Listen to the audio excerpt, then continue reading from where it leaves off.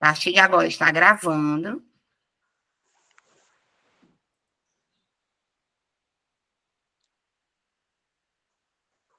Vou botar aqui a aula. Vocês estão conseguindo ver a tela? Sim, né? Então, vamos lá. Qual é o assunto que faltou para você de biossegurança? Então, foi a norma regulamentadora 32, que é chamada norma da saúde. Então, quando a gente vai falar da parte de segurança do trabalho, nós temos várias normas. São 48 normas regulamentadoras da saúde do trabalhador. E essa norma, número 32, agora tem alguém querendo entrar.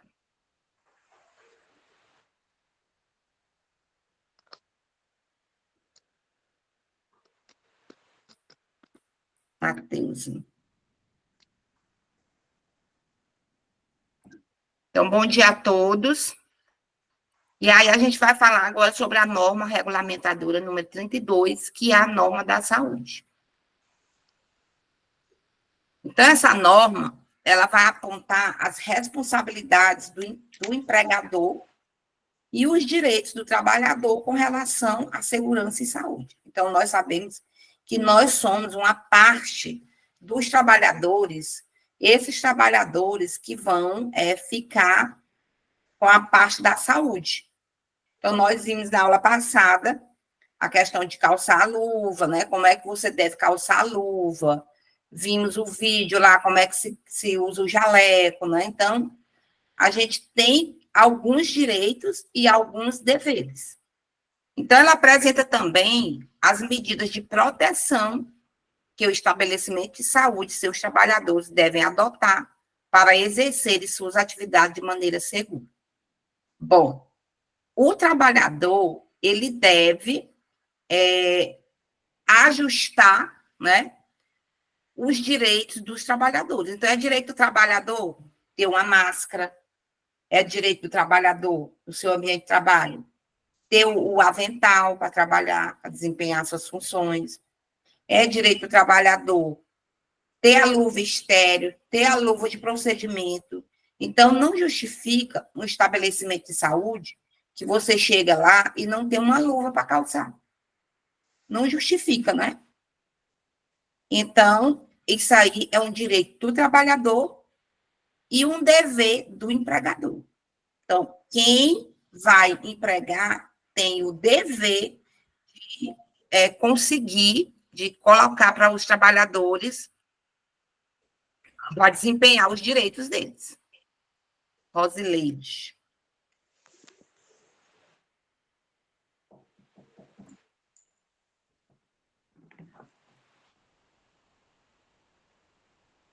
Então, o que seria essa norma? Essa norma, ela estabelece as diretrizes básicas para a implementação de medidas de proteção à segurança e à saúde dos trabalhadores em serviço de saúde. Então, você deve ver que lá no serviço de saúde tem uma caixinha amarela. Essa caixinha amarela, que é o Descartex, é ali que a gente vai descartar tudo quanto é de agulha, material perfuro cortante. Por quê? Porque isso aí vai proteger o trabalhador de acidentes. Não só o trabalhador, como aquele trabalhador que está fora da saúde também ter os acidentes.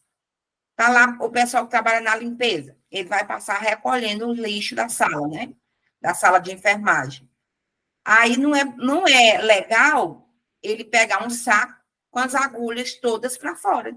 Por quê? Porque na hora que ele botar a mão no saco, ele vai se contaminar. Então, essa norma, ela abrange também todos os trabalhadores da saúde, inclusive os que estão no ensino e pesquisa. Então, quem é aluno também é protegido por essa norma. O que ela abrange? Então, ela vai abranger as situações de exposições a riscos para a saúde do profissional. Então, qual é o tipo de risco que o profissional de saúde ele está passivo de passar? Nós temos aí o risco biológico, nós temos o risco químico, o risco ionizante, né, que é a radiação ionizante. Ainda temos o risco físico, né, que é decorrente de peso. Tem alguém entrando de novo. Calinho. O risco de peso. Então, a pessoa que bota muito peso durante o perfil profissional, né, a atuação profissional dele. Tá lá, ele pega o paciente, bota na cadeira de rodas.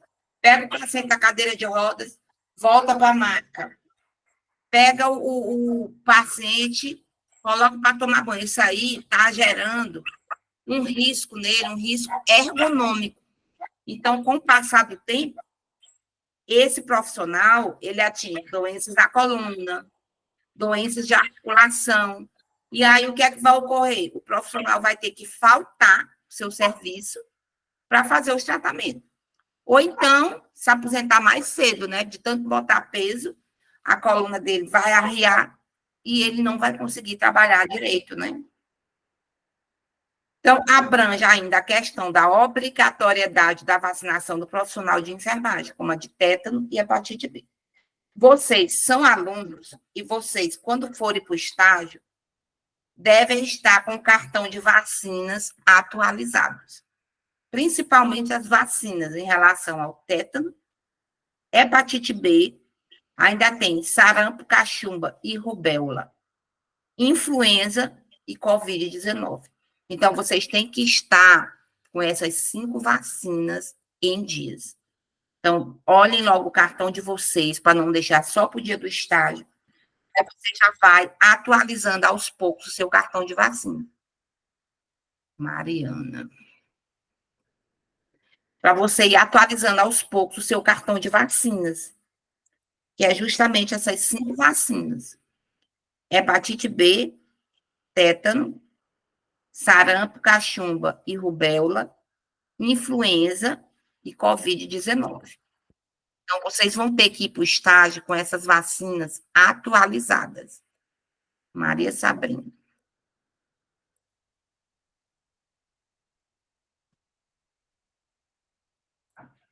Mais alguém entrando? Mariana Oliveira.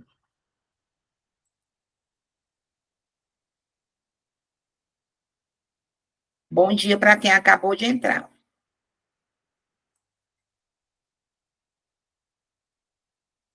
Vamos ver agora o que seriam esses riscos biológicos. Então, em relação ao risco biológico, nós vemos o que é que a gente, quando imaginar o que seria o risco biológico. Gente, vocês podem interferir na aula e perguntar, tá bom? Não se preocupe, aqui não é só o professor que fala, vocês também devem interagir. Então, o risco biológico, nós temos todos em relação ao profissional de enfermagem, e a gente sabe que ele causa uma gravidade no trabalhador. Por quê? Porque a gente sabe que essas portas de entrada, como acontece nos acidentes com agulhas, ali nessa porta de entrada, o vírus do HIV, ele pode penetrar a pele e ali o profissional de saúde desenvolver o HIV, ou a AIDS, né? Determinado tempo, esse vírus vai favorecer o aparecimento da AIDS, que é quando aparecem realmente os sintomas. Hoje a gente sabe que conviver com HIV não é mais uma sentença de morte, como era antigamente.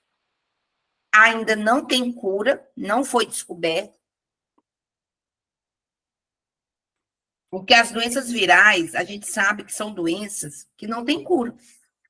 Gripe não tem cura, HIV não tem cura. Todas essas vacinas, a COVID sempre vai ficar voltando. Ela vai ficar voltando. Cada tipo de cepa que for adquirido da COVID-19, a pessoa vai adoecer de COVID-19, assim como a gripe. A gripe, todo vírus, toda gripe que a gente pega é um vírus diferente. Toda gripe. Não adianta você dizer, eu gripei e já estou gripada de novo. É outro vírus. Por quê? Porque as doenças virais, elas não têm cura. Elas se somem sem remédio. O que é que a pessoa que tem HIV, ela tem que tomar? Ela vai tomar o coquetel para o seu sistema imunológico não cair. Ali não é para tratar o HIV, não existe tratamento. O que existe, que não deixa de ser um tratamento, é um medicamento que vai fortalecer o sistema imunológico, que é o que o HIV faz. Ele ataca as células de defesa do sistema imunológico. Ali, o paciente fica fraco e desenvolve outras doenças, que são as doenças oportunistas. Então, o tratamento do HIV consiste em dar os medicamentos não para combater o vírus, mas para fortalecer o sistema imunológico e o vírus não deixar o paciente enfraquecido. Porque o paciente estando enfraquecido, ele pega outras doenças, né? Principalmente a parte do câncer. É câncer de pulmão, tuberculose, pneumonia. Então, essas doenças surgem porque o sistema imunológico da pessoa que tem HIV está fraco. Então, ele tem que tomar todo mês o coquetel para fortalecer o sistema imunológico e essa pessoa não contrair outras doenças oportunistas. Quando a gente está gripado, a gente não vai tomar o remédio da gripe, a gente vai tomar um remédio para fortalecer o sistema imunológico e a gripe ir embora. Porque aonde o sistema imunológico está forte, o vírus não entra.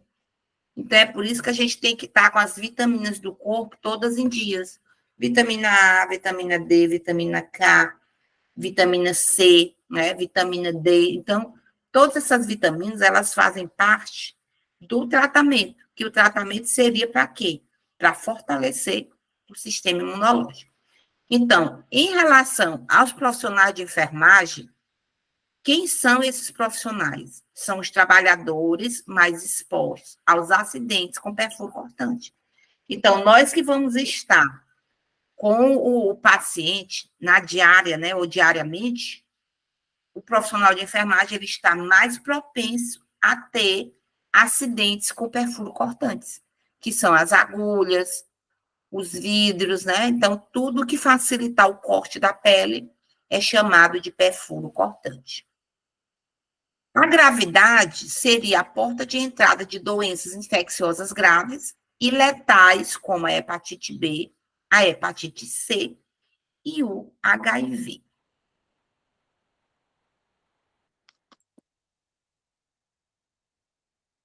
Então, essa norma, a norma regulamentadora número 32, ela vai prever os seguintes critérios para o empregador.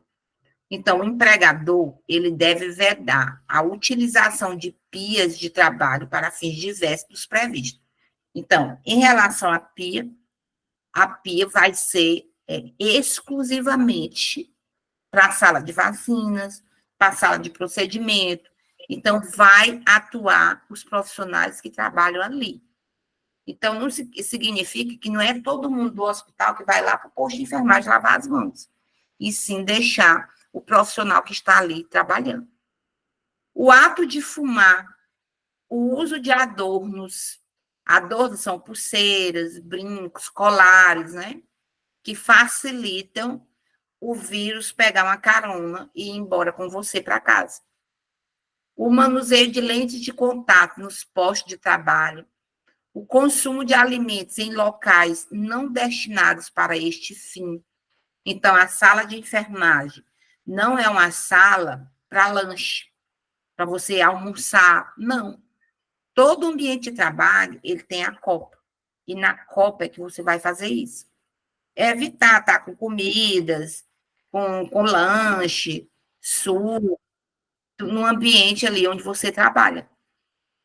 Uso de calçados abertos, então ele está vedado. O profissional de saúde tem que trabalhar com calçados fechados. Ah, professora, mas eu tenho uma Crocs, que a minha Crocs é cheia de furinho aberto.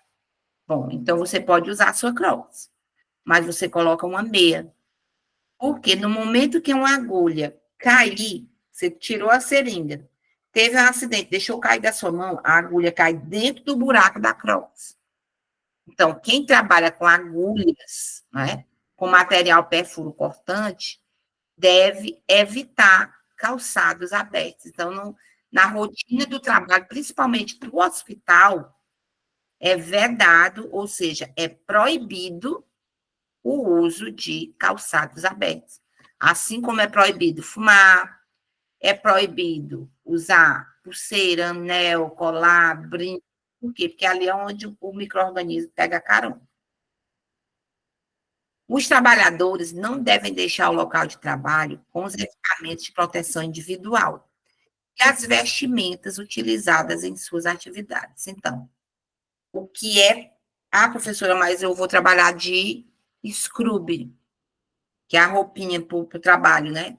Você trabalha de scrub, mas lá dentro do local de trabalho você coloca o avental. Por quê?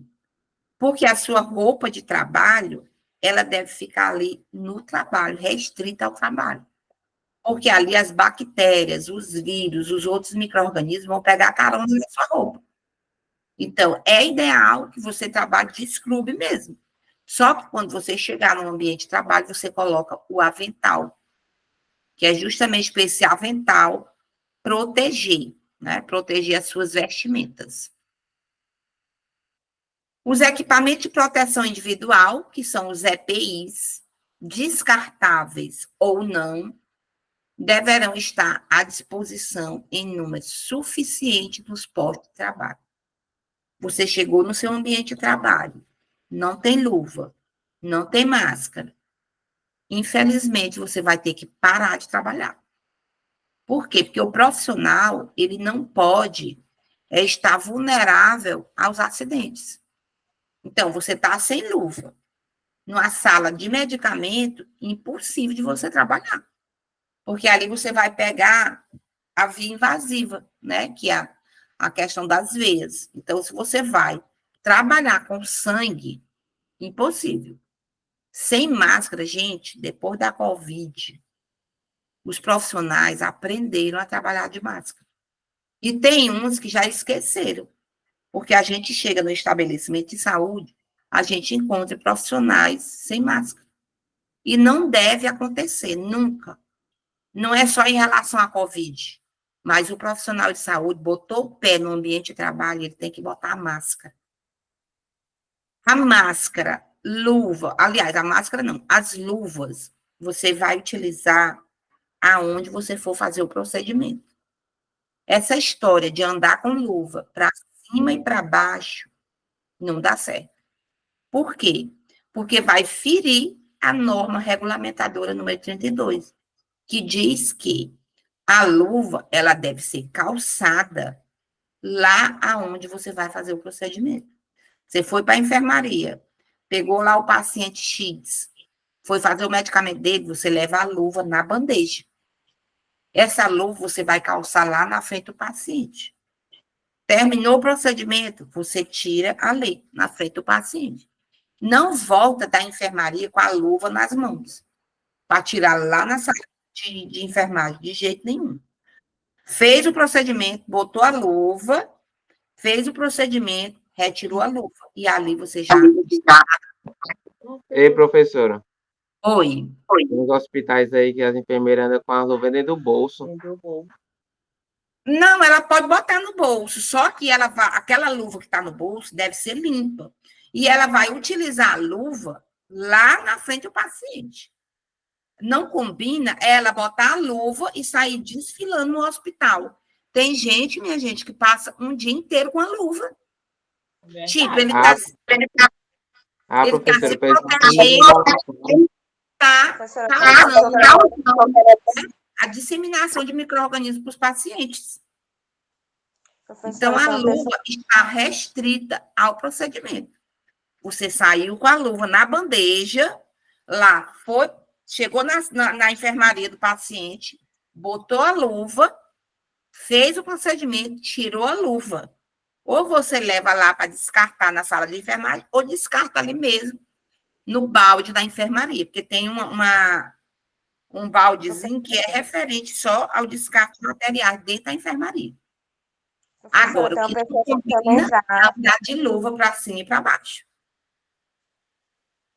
Tem gente que, não sei se faz isso, é para se mostrar, né? Principalmente em cidade pequena, vai andar, levanta aqui da cadeira, subiu na moto, aí tá lá desfilando de jaleco, de um estetoscópio aqui no pescoço, que é para mostrar, né, a roupa branca. Essa roupa branca, ela está restrita, o jaleco está restrito ao ambiente de trabalho. Saiu do ambiente de trabalho, você tem que tirar o jaleco, botar já num saco, ou na sacola, onde for. Mas o uso de jaleco, ele é vedado fora do hospital. E é só o que a gente vê. Ali no centro ele só o que tem, professora. Ali na frente do HGV, é só o que você vê. Os profissionais saem lá de dentro, vai lanchar lá fora, vai de jaleco. E aí se senta lá na cadeira da lanchonete, aquele jaleco encosta na cadeira, deixou o micro-organismo que veio de carona na roupa dele. Aí a próxima pessoa que sentar, que não tem nada a ver com o hospital, pegou o micro-organismo e levou para casa. E aí esses micro-organismos vão criando resistência. Aí a pessoa toma um antibiótico, não mata a bactéria. Por quê? Porque a bactéria já está resistente. Principalmente essas bactérias que vêm do hospital. O profissional que trabalha, ele deve deixar a roupa dentro do hospital, botar numa sacola e já trocar de roupa. Ó, na época da Covid, eu passei na Fundação Municipal, né? E aí chamaram para trabalhar com paciente de Covid. Então, lá no nosso treinamento, a gente entrava no hospital, né? Tomava banho, então a pessoa, eu poderia vir limpa do jeito que fosse. Mas chegando no hospital, tomava banho, vestia a roupa do hospital, vestia os equipamentos de proteção, máscara, face shield, né? Paramentava todo, trabalhava. Não podia nem beber. Por quê? Porque se eu fosse tomar água, eu tinha que trocar a máscara, tinha que trocar o face shield, então não podia nem beber. Então a gente tomava logo a água que fosse para tomar, que era para evitar também desperdiçar material, porque na época da Covid, luva e máscara era assim um achado, era uma coisa de ouro. Então tinha que ser guardada a 7 chaves. Então, essa parte das máscaras, para evitar perder a máscara, o profissional não bebia. Porque naquele momento ali que ele fosse beber, no momento que ele tirasse a máscara, era o suficiente para o vírus da Covid pegar. Então, entrava no hospital, se paramentava todo, bebia logo que tivesse que beber, porque era 6 horas sem beber. E ali, assim, sem beber, se você não quisesse pegar Covid, né? Porque na hora que você fosse trocar a máscara, já era o suficiente para o vírus pegar suas vias respiratórias e entrar. Então, por isso, a gente se paramentava todo mundo vigiava quem fosse calçar luva, calçar os equipamentos, então todo mundo estava vigiando. Então, todo mundo se paramentava no mesmo horário. Aí todo mundo ia trabalhar. Quando terminasse, tinha que tirar o material com todo cuidado para não se contaminar na hora do descarte. Aí deixava essa roupa lá no hospital, porque o hospital era quem cuidava de lavar, de passar na autoclave, né, de inativar os vírus. E ali você já saía com seu cabelo lavado do hospital. A gente tinha que lavar o cabelo na entrada e na saída. Por quê? Ah, professora, e como era isso? Bom, porque no momento que eu entrasse no carro, que eu entrasse na minha casa, eu não ia levar os vírus lá do hospital, o vírus da Covid. Então, é o ideal, não é só na Covid, não. Você chegou no hospital, você toma banho, troca a roupa, que é o necessário, que você também pode trazer bactérias de fora e entrar no hospital. Então, o hospital, ele tinha os banheiros do lado de fora, que era geralmente o hospital que eu fui trabalhar era naquele ali, Badminton, né? Que abriram ali perto da universidade. Então, os banheiros eram do lado de fora. Então, eu entrava pelo banheiro, tomava banho, trocava roupa, trabalhava, voltava pelo banheiro, tomava banho, deixava a roupa lá.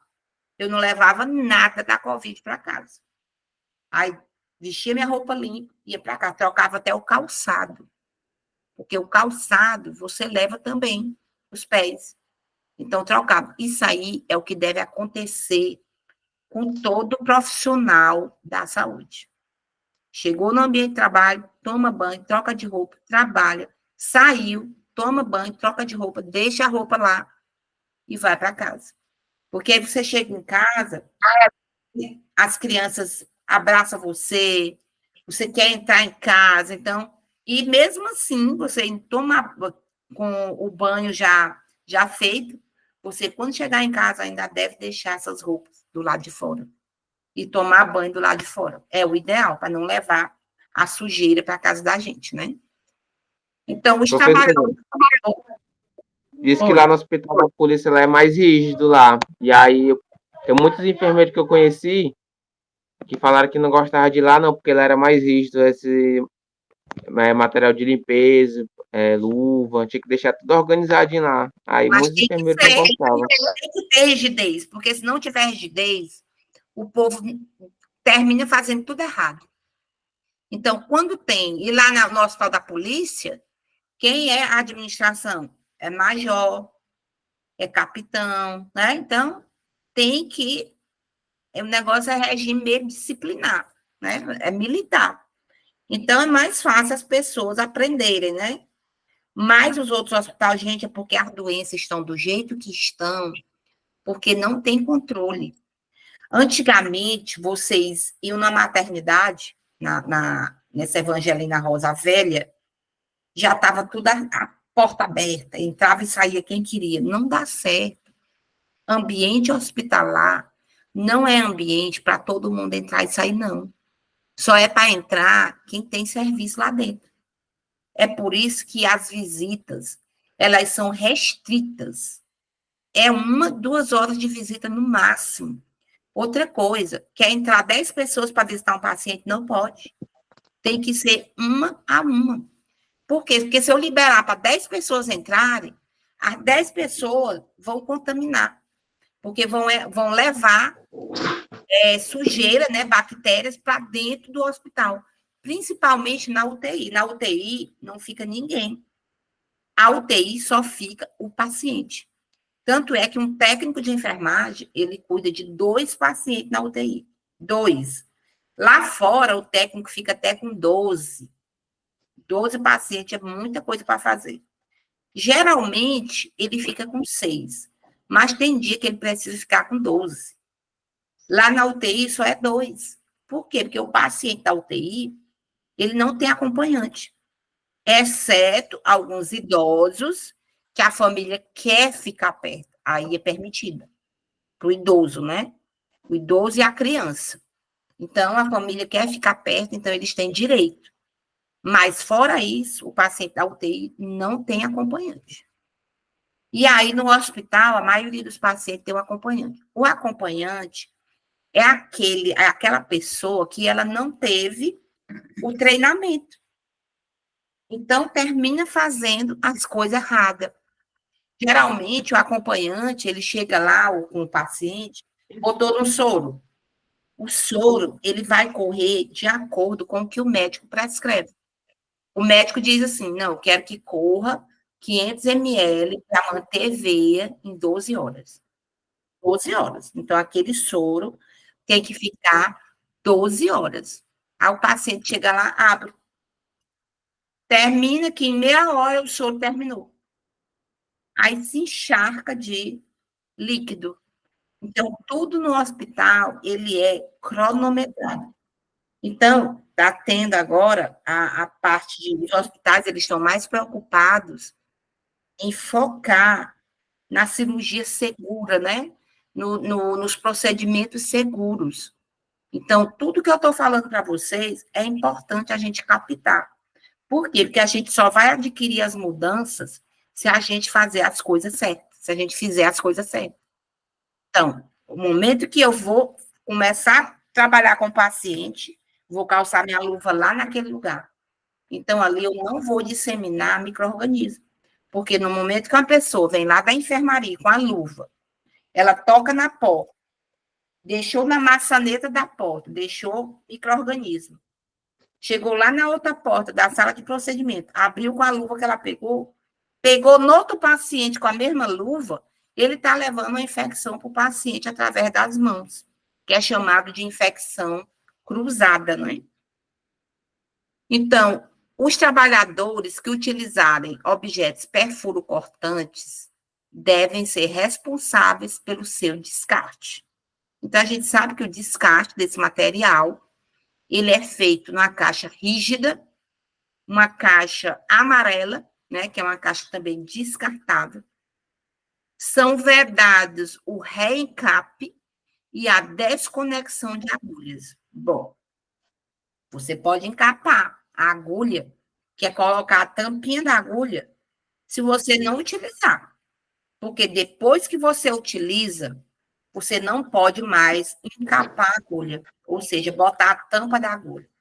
Tirou do paciente a seringa com a agulha, você coloca do jeito que você tirou, com a ponta para baixo, a agulha dentro da caixa de perfuro cortante. Não queremos ver nenhum profissional pegando, terminou de fazer o medicamento, pegou a tampa da agulha e tampou. Não pode. Material perfuro cortante, tirou de dentro do paciente, com a agulha apontada para baixo, e às vezes a gente vê o profissional com a agulha para cima, né? Já utilizada. Aí a agulha cai, fere a pele, contamina o profissional, e ali pode sair qualquer doença, né, transmissível.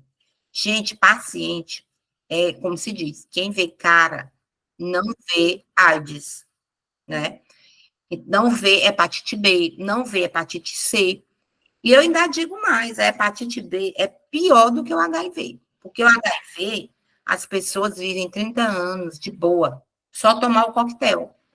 E a hepatite B, não, a hepatite B se transforma no câncer do fígado. Então, é menos tempo do que o do HIV. Então, é por isso que a gente imagina que todo paciente, ele tem uma doença transmissível. Porque se a gente imaginar, botar isso na cabeça, a gente vai fazer as coisas certas, né? Trabalhar de luva, o descarte adequado dos materiais perfuro-cortantes, né? Então, são vedados o reencape e a desconexão de agulhas. Então, tem gente que tirou aqui a seringa, aí quer tirar a agulha para separar e botar na caixa. Não. Do jeito que você pegou a agulha, né, na seringa, você, com a ponta para baixo, você pega e joga dentro da caixa de perfil cortante. Aparelho com agulha e com tudo. A vacinação deve obedecer às recomendações do Ministério da Saúde. Mentira.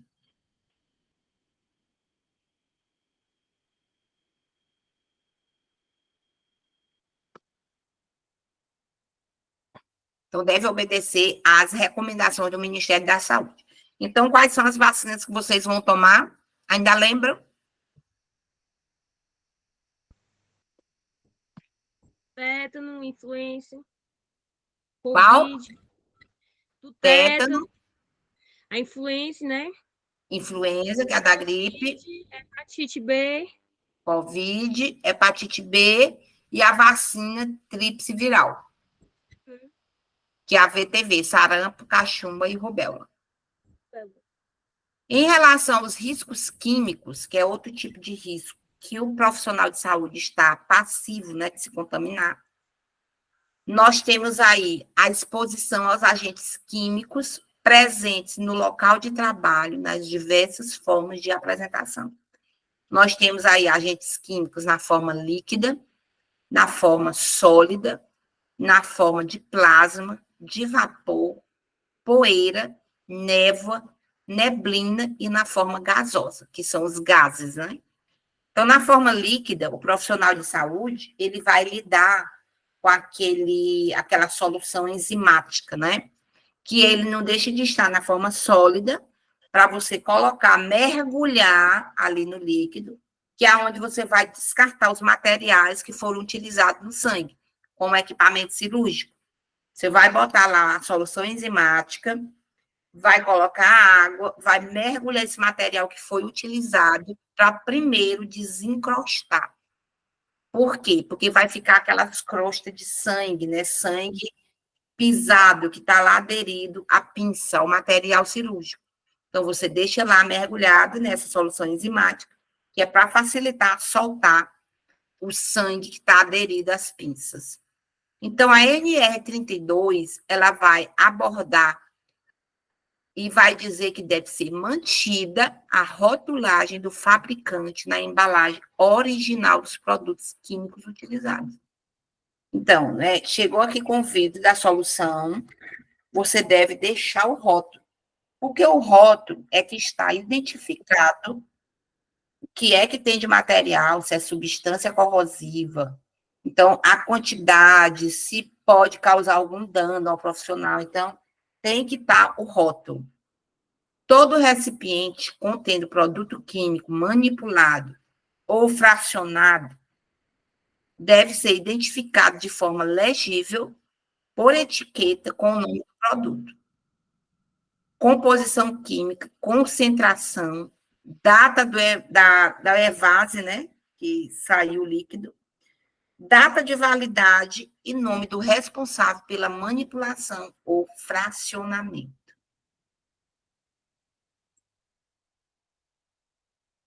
Aí tá aí algum modelo de identificação, né? Se você for utilizar o álcool a 70%, a evasão dele, 1/10/2007. Validade, 8/10/2007. Então, ele tá valendo de 7 dias, né? E aí o nome do profissional. Então, deve colocar o rótulo. O destaque. Professor, Oi.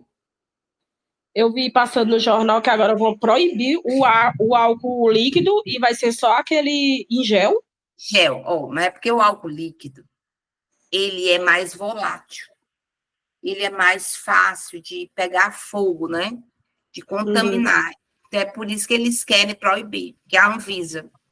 Mas, por enquanto, ainda não está, porque a Anvisa também, ela proibiu o uso do material que tem mercúrio, que é o estetoscópio, né? Que é o melhor, por sinal, o de mercúrio. E aqueles termômetros. Por quê? Porque na hora que ele quebra, pode contaminar o profissional. E aí, para evitar esse tipo de acidente, o que é que ela faz? Proíbe. Porque diz que tá tendo muito acidente com álcool. O Muito álcool líquido, né? Mas o álcool líquido, eu ainda acho melhor. Por quê? O álcool em gel, ele vai criar uma camada na pele. Então, não deixa de proteger mais, né? Porque quando você faz a limpeza alcoólica na mão com álcool gel, o que acontece? Ele criou uma capa de proteção. Tanto é que você vai lavar as mãos que tem álcool, é como se tivesse uma coisa aderida. O álcool líquido não causa essa mesma proteção. Porque o álcool líquido, ele limpou, mas não deixou a camada. Entendeu? É isso. E o álcool gel, ele cria essa camada na mão do profissional. Professora, eu não tenho nada, acho que nem muito a ver com a aula, mas eu vou lhe fazer uma pergunta que eu estou numa dúvida. Uma coisa. Quando o cachorro morde uma pessoa e com o tempo o cachorro morre, mesmo a pessoa ter tomado a vacina, tem algum risco? Qual o tempo do cachorro? Mais ou menos com quase um mês, aí o cachorro morreu. De que foi que o cachorro morreu? A pessoa disse que não sabe, ele apareceu morto. É assim. O que é que deve ser feito quando a pessoa é mordida de cachorro? Cachorro ou algum animal silvestre, morcego, né? Macaco, esses aí já são os piores. Esses aí já tem que tomar o soro antirrábico. A vacina, ela pode se apresentar em forma de vacina, que é o antígeno, e em forma de soro, que é o anticorpo. Quando você adoece, que pegou o vírus da raiva, né? O vírus da raiva não, porque o vírus da raiva é letal.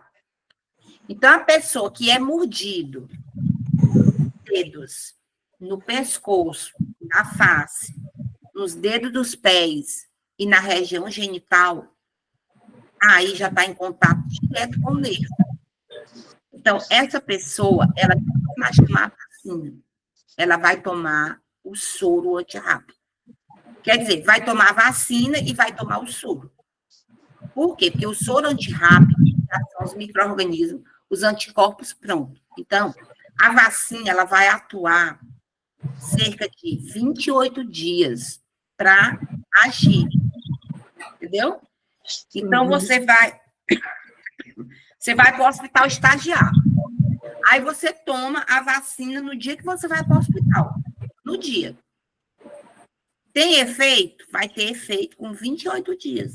Então, você pode tomar a vacina e adoecer nesse intervalo. Já a pessoa que toma o soro já combateu a doença, porque o soro não é mais antígeno. O soro é anticorpo. Então, digamos que a pessoa foi mordida de cão, o que é que deve ser feito? Ele não deve correr para tomar vacina. Ele deve observar o animal por 10 dias. Nesses 10 dias, se não acontecer nada com o animal, não precisa vacinar. Mas nesses 10 dias, o animal morreu, sumiu, você não deve deixar acontecer nada com o animal até 10 dias. Nada. Por quê? Porque esse período de 10 dias é o período que você vai observar ele. Então, se ele tivesse morrido no período de 10 dias, era mais preocupante. Mas ele morreu um mês depois, né? Foi. A pessoa teve alguma coisa depois que ele morreu ou apresentou alguma coisa? A pessoa disse que ele não está sentindo nada, mas eu disse para ele ficar de olho se ele sentir alguma coisa e não hospital. Não tem nada, não. O período de observação é 10 dias. Tudo. Você deve segurar esse cachorro, não deve deixar acontecer nada. Porque é o período que você vai observar. Então, nesses 10 dias, se ele se isolar, ficar raivoso, não gosta de luz, porque o cachorro que tem alguma doença grave, ele tende, ou a raiva, né? Ele tende a se isolar. Ele se isola, fica raivoso, qualquer coisa que você trisca, ele já está latindo com raiva. Não gosta de luz, só quer estar as unhas começam a crescer. Então, isso aí é indício de raiva. Mas fora isso, não tem problema não. Passou de 10. Tá bom, professora. Obrigado pela explicação. Viu? Aí a gente vacina por precaução, mas não precisa nem vacinar. Se não acontecer nada com o cachorro no período de 10 dias, não precisa nem vacinar. Certo? Tá bom. Então, com relação aos quimioterápicos, entende-se por acidente ambiental a saída do medicamento, se expandiu, ou por aerodispersóide sólidos ou líquidos. E acidente pessoal é aquele gerado por contato ou inalação dos medicamentos em qualquer das etapas do processo, como preparo, armazenamento e administração. Em caso de acidente, com licença aqui, gente, deixa eu só ver bem aqui, tem uma pessoa.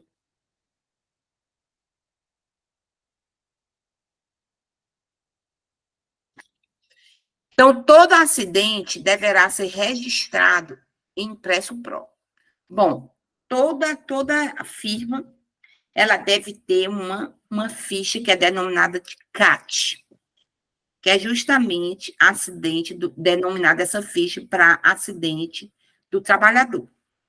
Bom, em caso de acidente pessoal, deve-se remover as roupas imediatamente, lavar com água e sabão a pele atingida e, em caso de contato com os olhos, lavar com água ou soro fisiológico e procurar o serviço médico. Professora, minha mulher foi mordida pelo cachorro. A médica falou que se o cachorro morresse, era para ela voltar lá, para ela tomar a vacina.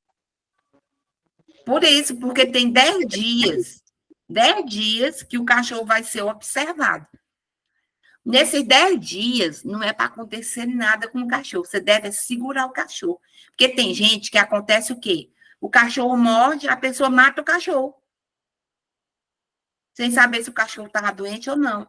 Então, o cachorro, ele deve ficar num local que ele não possa acontecer nada com ele, que você vai observar esse cachorro em 10 dias. Por que ela disse que se o cachorro morresse, era para ela voltar e tomar vacina? Porque ninguém sabe de que o cachorro morreu, né? Então, para evitar desse cachorro morrer e depois descobrir que é a raiva, a pessoa toma logo a vacina, por precaução. Porque a raiva, gente, é letal. A vacina é preventivo, não é para tratar a raiva, não. Se o vírus da raiva aparecer, o que é que a vacina vai fazer? Vai combater o vírus. Mas se a pessoa desenvolver a raiva através daquele vírus, é letal, é 100% dos casos morrem. Então, por isso, a gente observa o cachorro. Porque, de acordo com o que o cachorro vai apresentar, é que é para tomar a vacina. Hoje, as vacinas são feitas por precaução, mas que não precisa vacina, viu? Porque a própria vacina é o micro-organismo da doença. Então, eu tenho a vacina da Covid. Ali é o vírus da Covid, está lá dentro. Por que as pessoas, depois que se vacinaram, a Covid diminuiu? Porque é como se todo mundo tivesse pego Covid. Quem foi que não pegou Covid de vocês? Já teve Covid, Matheus? Já, professor, já tive, mas foi fraca. Teve fraca. Já tinha vacinado antes?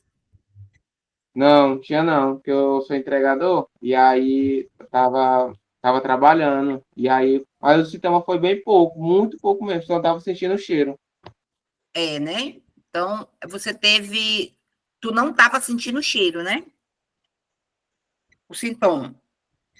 Isso, não tava sentindo o cheiro só. E aí acho que eu dei um pouquinho de febre só, e aí foi poucos dias, professor, acho que foi uns 5, por aí, que aí eu voltei ao normal, aí eu voltei a trabalhar. Ó, então, pois é. Então, se eu pegar a turma de vocês, a maioria não teve Covid. Mas, se você for fazer um exame para detectar o vírus da Covid, vai estar lá, IgG positivo. Por quê? Porque você entrou em contato com o vírus da Covid na vacina. Então, ali a vacina é a vacina da raiva. Tem parte do vírus da raiva. Professora, Por quê? e quando a gente toma uma vacina, aí a gente tem reação, tipo assim, febre. Porque você está entrando em contato com o vírus da doença. O vírus. Eu peguei Covid, né? A Aham, minha foi um pouco forte. sim, você Eu já peguei tinha se Covid, vacinado? não, foi bem no começo. Aham. Aí eu fui para urgência porque eu tava com muita dor nas costas. E aí ficou internada. Ai, muita fraqueza. Aí a comida tinha um cheiro de estragado, podre, né? Não conseguia Sim. nem me alimentar direito. Aí logo depois, quando chegou as vacinas, eu tomei. Aí todas as doses, as 3 doses que eu tomei, eu fiquei 3 dias com febre e vomitando. Por quê? Porque você foi inoculado no seu organismo, foi inoculado parte do vírus da Covid. Por isso que você teve reação. Na verdade, ter reação é melhor, porque significa que o vírus entrou em você e você já deu conta, né? É melhor você sentir do que você não sentir nada. Aí eu tinha até eu fiquei com um pouco de esquecimento, só que aí agora já tá bem melhor. Todo mundo, filha, teve essa complicação aí. Eu peguei, professora, mas não senti nada, não. Nada, né? Nem esquecimento? Nada. Pois é. Então, assim, ele se comporta de maneira diferente. Então, o que é que eu estou querendo chegar à conclusão com vocês? Que quem toma a vacina, ela tomou parte da doença. Então, tomou a vacina da Covid, foi inoculado o vírus da Covid. Não o vírus ativo, mas ele inativado, que é para o seu organismo ter uma memória. Quando a Covid chega, ela diz, parece que eu já andei aqui. Então, quem foi vacinado, a doença, quando chega, chega fraco, porque ela reconhece uma memória que a vacina criou no seu organismo. Então, quem toma hepatite B é parte do vírus da hepatite B que está lá dentro. Então, a pessoa que toma a vacina da hepatite B, ela não contrai a doença. E se contrair, é bem fraca. Então, vocês devem já ir tomando as vacinas antes de chegar no hospital. Porque se você deixar para o dia, a vacina ela demora 28 dias para agir. Ou seja, o antígeno vai estimular o seu organismo a desenvolver os anticorpos da doença. Então, precisa para começar a agir. A vacina da gripe. Todo ano tem a vacina da gripe. É aquela gripe que causa complicação nas pessoas. Se você observar, as gripes hoje estão assim estranhas, né? É uma gripe que você adoece hoje, e amanhã você já está com o pulmão cheio de catarro. E aquilo ali facilita o quê? O surgimento da pneumonia, que é a doença oportunista. A bactéria pega seu organismo fraco e aí vai desenvolver a pneumonia. Então, as pessoas terminam morrendo de pneumonia. Já teve gente que morreu de pneumonia. Agora mesmo ali no Hospital Areolino de Abreu, morreu uma funcionária, e ela não era idosa, não. Ela tinha lá o quê? Seus 60 e poucos anos, muito idosa, não. 60 e poucos, jovem, trabalhando, na ativa. Pegou uma pneumonia e morreu da pneumonia. É por isso que é feita a vacina da gripe todo ano. Agora, essa vacina, ela tinha que ser feita, era em janeiro, não era em abril. Porque de janeiro a abril, muita gente tem complicação de pneumonia. E é a complicação da gripe. Que é o que pode resultar. A Covid, ela resulta também, a maioria das complicações da Covid é pneumonia. Quando a pessoa morre, tá lá, teve Covid. Aí, então, passou o vírus 10 dias. Depois de 7 dias, o vírus da Covid não passa mais para ninguém. Se ela tiver alguma complicação, é complicação da Covid. Não é mais a doença. Eu já devo pela mulher do lado. Foi mesmo. E foi causado de quê? Depois da gripe. Foi. E foi assim, eu comecei a tossir, espirrar, aquela tossinha seca, e no outro dia eu comecei a ficar cansado, porque eu tenho um problema de asma também. Uhum. Aí fui para o hospital, quando chegou lá, a médica já me internou, e eu passei, foi 14 dias, fui até para o oxigênio. Tomar os antibióticos, né? Então, você tem que ter muito cuidado, como você é asmática. Então, todo mundo que passar perto de... Olha, se fosse você, eu nem andava quando tivesse muita gente sem máscara. Porque você é uma pessoa que é mais fácil de gripar. E outra coisa, a gripe, quando chega em certas pessoas, vai de boa, mas em você é mais complicado.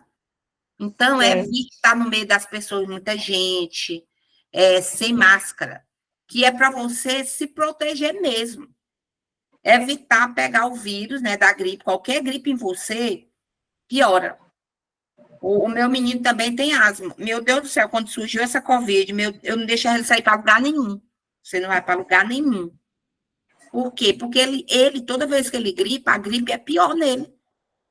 Professor, esse problema de asma é o pai de meus filhos, e meus 2 filhos também têm. Ah, minha filha, o pai deles também tem? Tem. Ah, minha filha, não podia sair sem asma, não. Com certeza. Os dois, e todos deram pneumonia. Então, você tem que tomar cuidado, assim, triplicado na sua casa. Quem tiver gripado, se eu fosse você, eu dizia logo, tá gripado, não entra aqui, não. Não venha para cá. Ô, fulano, eu vou te visitar, mas estou morrendo de gripe. Não, pois fique lá mesmo. Ande longe de pessoas gripadas, porque pneumonia mata, e mata rápido. Então, agora meu menino tá gripado. Agora ele andou aqui, que ele tá pra casa da avó dele, chegou aqui gripado. Diga, eita, lá vem tu, já gripe. Até entre vocês mesmo, porque como são 4 pessoas que têm asma... Só 3, né? Eu tô separada dele já, graças a Deus. Uma gripar, as outras gripam. Então, andar de máscara dentro de casa, quando um estiver gripado. E botar teu menino também para fazer isso, ó, use a máscara. Sempre que estiver perto de muita gente, use a máscara. Porque a pessoa deve ficar, no mínimo, com 1 metro de distância. Então, andar mesmo com a máscara. Andar direto com a máscara. Agora eu tô com alergia danada aqui espirrando. Justamente. Alguém espirrou perto de alguém, usa máscara. É isso que tem que ser. É complicado. Professora, eu tirei uma dúvida. Oi. Eu faço doação de sangue. Consta lá que eu tive Covid. Na doação? Isso, porque eles me dão um papelzinho se eu tenho alguma doença. Aí eu mostro tudo lá se eu tenho alguma doença. Quais são as doenças? Você fez, assim, toda doação, você vai fazer como é que se diz? Uma ficha. Aí lá nessa ficha, eles vão perguntar se você é hipertenso, se é diabetes, se você teve hepatite, se você teve Covid. Mas a Covid não empata, não. Não empata doar, não. Porque é uma doença como a gripe, né? E se empatasse, agora, se fosse outros tempos, né, que ninguém sabia nada da Covid, poderia ser, mas agora ela está igual uma gripe comum. Então, ela não empata, não. Mas lá elas vão te perguntar. Quem quer fazer um exame geral de sangue, é só ir doar. Fora que os benefícios da doação é para as pessoas, né? Porque todo mundo que vai fazer uma cirurgia precisa de sangue. Para você que é aluno, você não paga inscrição em concurso nenhuma. Pode ser o preço que for. É doador, não paga. Então, assim, com sua carteirinha é fácil. Você tem um bocado de benefício, quem é doador. Tem locais até que desconta metade do ingresso se for doador de sangue. Então, assim, que é para estimular as pessoas a doarem, né? Porque todo mundo que vai fazer uma cirurgia tem 2 pessoas. Mas aí há 2 pessoas que vai doar sangue para ele. Mas aquelas pessoas que se acidentam, pessoas que estão no hospital internadas, que precisam doar sangue. Então, tem que ter o banco de sangue, né? Com sangue de reserva. Oi. Professora, então quem já doou hepatite não pode doar? Hepatite a B não pode doar, a C não pode doar, e a também não pode doar, não. Porque fica no seu organismo a memória. Hepatite, mas eu não sei qual foi, não. Mas é bom testar, né? Porque todo dia muda as coisas, de repente já teve alguma mudança, né? Testa. Hipertenso não pode doar, diabético não pode doar. Quem tem menos de 50 quilos não pode doar. Menos de 16 anos. Eu já dei apatite e tomo remédio controlado de pressão. Pode não. Só pode doar quem não tem nenhuma dessas doenças que possa contaminar outra pessoa, né? Que fica a memória no sangue. Então, em caso de acidente ambiental, identificar a área e restringir com compressas absorventes. A área deverá ser limpa com água e sabão. As radiações ionizantes. Então, vamos lá ver o que é de radiação que possa contaminar o trabalhador, né? Então, a radiação ionizante é um risco físico. Considera-se risco físico a probabilidade de exposição a diversas formas de energia, como ruídos, vibração, pressão anormal, iluminação, temperaturas extremas, radiações ionizantes e não ionizantes. Bom, quando você vai se expor a ruídos, digamos que a pessoa está lá na sala do dentista. Acredito que todo mundo já fez uma consulta ao dentista, né? Lá no dentista, você escuta um ambiente com bastante ruído, que é daquele equipamento que coloca lá do lado de fora, que é para fazer funcionar a cadeira do dentista. Então, ela só funciona mediante aquele aparelho ligado. E aquele aparelho, por incrível que pareça, ainda não descobriram nenhum daqueles aparelhos, que está me fugindo é o nome, né, do aparelho. Nenhum daqueles aparelhos ainda sem zoada. Então, fica aquela zoada forte. Bom, É o compressor, né, professora? compressor, isso, pronto, compressor. Então, ainda não foi descoberto nenhum compressor que não tenha ruídos. Então, ele vai trabalhar num limiar, né, bem alto. Então, aquela pessoa que está ali dentro, ela tinha que botar uma proteção auricular. Por quê? Porque aquele ruído, com determinado tempo, a pessoa pode ficar surda ou perder parte da acuidade, né, do ouvido. Então, com determinado tempo, a pessoa vai diminuindo a capacidade de ouvir. As vibrações, do mesmo jeito. Assim, para aquela pessoa que está entrando, fez o tratamento e saiu, não é problema. Passou ali meia hora, né, escutando aquele ruído do compressor, não tem problema. Mas o THD e o dentista que vai ficar ali, e todo paciente ouvindo, com determinado tempo, ele causa a diminuição do som, né, da acuidade do ouvido. As vibrações do mesmo jeito, as pressões, a iluminação vai gerar problemas de visão, né? Porque uma boa iluminação faz parte do ambiente de trabalho. Então, se você trabalha num ambiente escuro, né, que você precisa utilizar de outras fontes, ou então você força muito sua visão, vai chegar um determinado tempo que você está com mais problema de visão. Temperaturas extremas, temperaturas quentes, aquelas pessoas que trabalham lá naqueles frangos, né? Tem gente que trabalha ali perto daquele forno, com temperaturas altas. Gente que trabalha ali naquelas salas de autoclave, né? Central de material que tem autoclave. A autoclave, ela trabalha com temperaturas extremas, 132 graus. Então, é muito quente para o profissional trabalhar ali dentro. Então, com determinado tempo, ele também adquire doenças. As radiações ionizantes, as não ionizantes, aquele pessoal que fica no raio-x, que fica lá no aparelho de tomografia, né? Ali tem radiação, tem o ruído também, né? A vibração. Então, ali tudo facilita o surgimento de doenças para o trabalhador. Pessoas que trabalham com raio-x, com radiografias, né? Que é justamente aquele pessoal da radiologia, aquele pessoal ali, eles têm 2 férias por ano. Diferente de nós, só temos uma, eles têm 2. Eles têm direito a um descanso maior. É, professora? Sim. É o mesmo que quem trabalha em posto, não é? É o mesmo? Justamente. Posto de gasolina, ali é aquela inalação com a gasolina, tem que trabalhar com aquela máscara que evita a entrada do cheiro. Eles nem usam. Não usam. Mas ninguém sabe, né? O que a gente sente é tão ruim imaginar eles.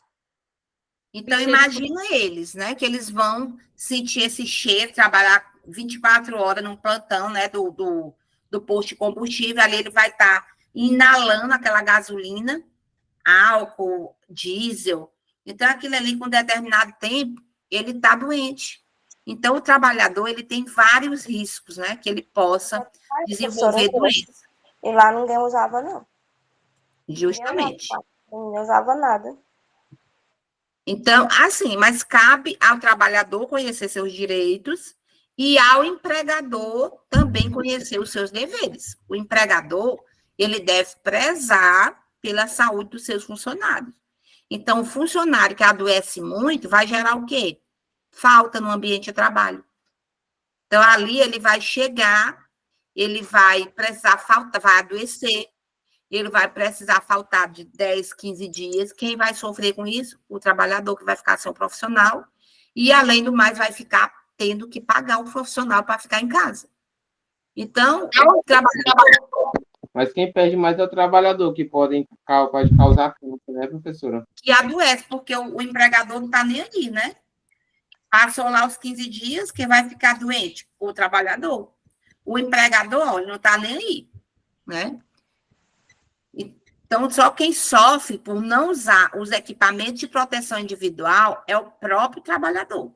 Porque o empregador não está nem aí para você, não. Ele quer saber que você está desempenhando a atividade e que você está sadio. Porque na hora que você está doente, ele também não faz nem questão de você.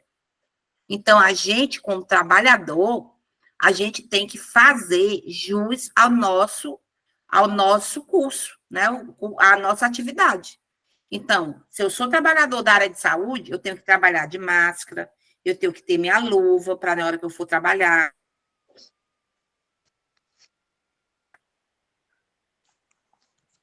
Você não vai botar seu jaleco na frente dos procedimentos. Por quê? Porque senão vai sujar o seu jaleco. Você pode botar um avental de TNT, né, por cima da sua roupa.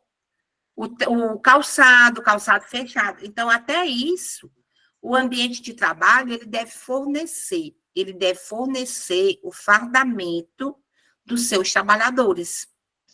Por quê? Para evitar desse trabalhador adoecer e ter que faltar o ambiente de trabalho. E aí vai ser mais caro para ele, né? Então, o trabalhador que realiza atividade em áreas onde existam fontes de radiações ionizantes deve permanecer nessas áreas o menor tempo possível para a realização do procedimento. Então, chegou lá na sala de raio-x, ele vai lá, colocou o paciente lá para bater o raio-x, ele vai se esconder numa cabine. Por quê? Porque se ele não se esconder nessa cabine, ele vai estar passivo de adoecer, e aí só vai sobrar para o próprio trabalhador, que com determinado tempo ele vai adquirir um câncer, que é isso que a radiação ionizante faz. Com determinado tempo, adquire um câncer. Por isso que as pessoas que trabalham com radiologia, elas ganham mais, elas são mais bem remuneradas, elas têm uma insalubridade de 40%, que é o grau máximo, ela tem 2 férias por ano. Então, assim, que é justamente para diminuir mais esse contato que ele tem com as radiações. Então, as pessoas que têm o trabalho lá ligado à radiologia são pessoas que podem adoecer antes do tempo. Pode desenvolver um tipo de câncer, né? Ninguém quer. Então, é por isso que tem que trabalhar com o material adequado. Então, ter conhecimento do risco radiológico associado ao seu trabalho, usar os equipamentos de proteção individual adequados para minimizar os riscos, estar sob monitorização individual de dose de radiação, que é o dosímetro. Toda gravidez confirmada deve ser afastada das atividades, principalmente das atividades de radiologia, tá? Se ela trabalhar com radiologia, ela deve ser afastada daquele serviço ali. Então, ela vai fazer outro serviço, mas não vai ficar na radiologia, por quê? Porque, além dela, já tem o bebê, que pode estar desenvolvendo também doenças antes de nascer. Então, o grupo técnico foi composto por uma equipe multiprofissional que se reuniram e utilizaram regulamentações da Anvisa. Dissertações de mestrado e tese de doutorados, recomendações e manuais já utilizados no Ministério da Saúde, serviram para elaborar as normas de regulamentação número 32, que é através da norma de Comissão Nacional de Energia Nuclear, entre outros. Então, a norma ela foi elaborada em 2005 e em abril de 2007 encerrou-se o prazo para os estabelecimentos de saúde se adequarem à norma. O não cumprimento implicará em advertências e multas aos que estiverem em desacordo com a nova legislação. Então, assim, se nós somos da saúde, nós temos que seguir passo a passo dessa norma regulamentadora número 32. Por quê? Porque tem o Ministério do Trabalho e Emprego.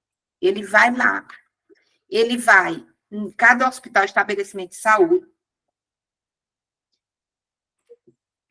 e aí ele vai realmente constatar se os profissionais estão trabalhando sobre a norma 32. Por quê? Porque se o ambiente não tiver, ele vai chegar lá e vai dizer assim, me mostre bem aí a quantidade de aventais que você tem, o número de profissionais e a quantidade de aventais que você tem hoje. Aí a pessoa vai dizer assim, não tem. É porque eles usaram muito e acabou. Não tem essa não. Tem que estar com a reserva. Porque o profissional, ele pode usar um, pode usar dois, pode se contaminar, pode usar o terceiro. Então, ele tem que estar... Essa história aí não cola. Dizer que tinha e que acabou, não cola. A quantidade de luvas, de toucas, propés, de máscara. Então, tem... na época da Covid, muito estabelecimento de saúde foi pego sem máscara. Por quê? Porque os profissionais estavam trabalhando, fazendo seu serviço sem máscara. Então, os profissionais tiveram que se adequar, porque depois da Covid, gente, melhorou essa parte de equipamento de proteção individual para nós. Porque tinha ambiente que não tinha nem uma máscara. E muito pior, uma luva. Pessoa na sala de procedimento trabalhando sem luva, porque achava que isso é normal. Hoje, isso não pode. Por quê? Porque a Covid, ela dificultou muita coisa, porque matou muita gente, né? Mas foi uma coisa boa em termos dos EPIs. Acho importante em torno dos EPIs e fazer as empresas cumprirem, né? Então, cumprirem o que está estabelecido na norma. Então, isso aí não cola, essa história de chegar na empresa, porque tem empresa que na hora que chega lá a fiscalização, ela manda confeccionar ali rapidinho, então toma emprestado de outro ambiente, me empresta aí que está vindo fiscalização. Isso aí não cola mais. Então, não tem. O profissional, ele tem que trabalhar equipado de acordo com a norma regulamentadora número 32. E se não tiver sobre essa norma, trabalhando sobre a norma, vai ser multado. E as multas são enormes. Tem empresa que não tem nem condição de pagar a multa. Então, tem que trabalhar. Então, isso aí serviu da Covid, porque, de certa forma, o Ministério do Trabalho e Emprego, ele está em cima das empresas, vendo quem é que está e quem é que não está usando. É como o profissional lá da engenharia, da engenharia civil. Todo profissional que está lá tem que trabalhar de capacete. Por quê? Porque os acidentes dele lá, geralmente, um acidente de queda, caiu alguma coisa em cima da cabeça dele, parede. Então, eles têm que trabalhar de capacete. Se o Ministério do Trabalho e Emprego chegar lá e encontrar os profissionais trabalhando sem capacete, a empresa vai ser multada. Então, assim, é na nossa também, na nossa profissão. Chegou lá no hospital, encontrou um monte de gente trabalhando sem luva, sem máscara, sem touca, sem avental, é multa na empresa. E tá certo, né? Gente, a nossa aula de norma regulamentadora foi até aqui. Agora nós vamos dar meia hora de intervalo, tá? Aí depois de meia hora, 10h30, a gente volta. Eu vou continuar aqui nessa aula, porque o meu não acaba. Se vocês quiserem só desligar a câmera, resolver alguma coisa, não precisa nem sair da sala, tá bom? Eu vou ficar aqui na sala e eu peço que vocês também não saiam. Só desligue a câmera e o microfone. Aí, 10h30, a gente retorna, que eu vou passar a atividade para vocês. Tá bom? Tá bom, professora. Não saio da sala, tá? Tá.